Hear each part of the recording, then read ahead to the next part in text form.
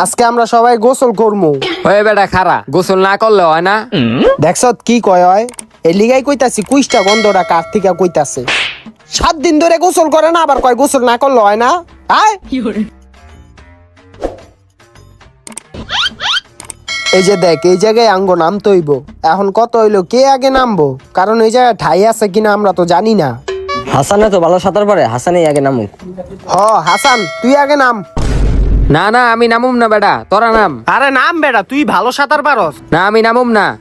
তুই যদি না নামাস তোর এগুলো আমরা সবাই ধরে কিন্তু হালাই দিব। না আমি নামুম না।